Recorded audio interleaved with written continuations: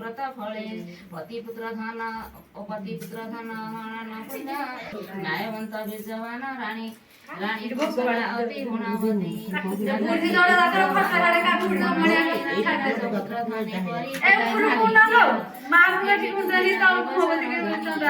କିଛି ନଥିଲା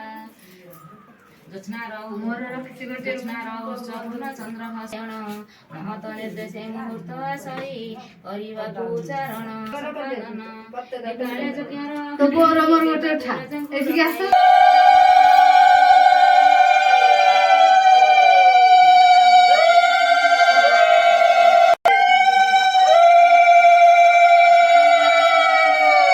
ଦେବା ପାଇଁ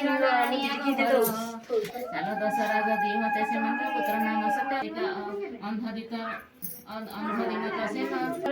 ସତ୍ୟବାନ ଠାରେ ତୋଷ ମୃତ୍ୟୁ ଅଛି ତାଙ୍କ ଶେଷ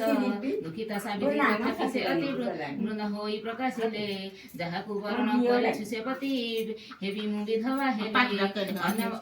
ଅନ୍ୟ ବରଣରେ ଅବତି ହେଲେ କ୍ଷମା କରୁ ମୁନି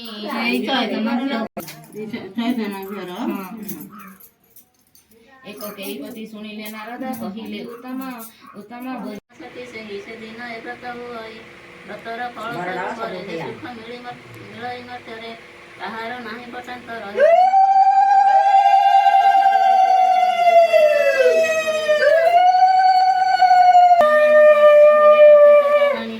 ଭଦ୍ରରେ ସଂଯୁକ୍ତ ଥିଲେ ତାକୁ ଉପାୟ ଚିନ୍ତିଲେ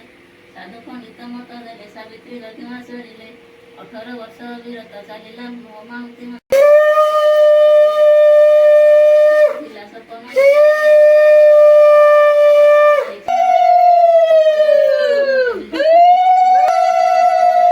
ସାବିତ୍ରୀ କଜୁ ନିଜ ପତି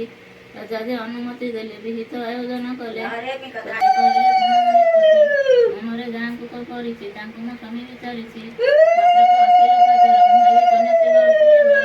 ଅନ୍ୟ ପୁରୁଷ ମନ ଦେଲେ ଦୁ ଚାରୁଣୀ ମୁଁ ହେବି ଭଲେ ବିଧବା ବଛେ ହେବି ମୁହିଁ ଅସତୀ କେବେ ହେବି ନାହିଁ ସାବିତ୍ରୀ ବାକ୍ୟ ଶୁଣି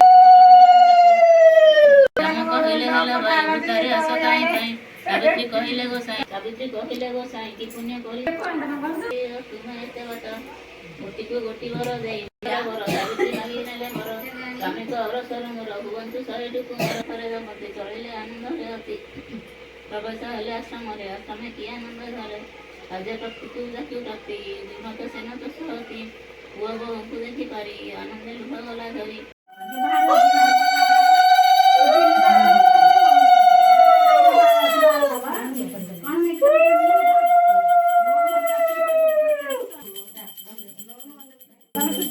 ହଁ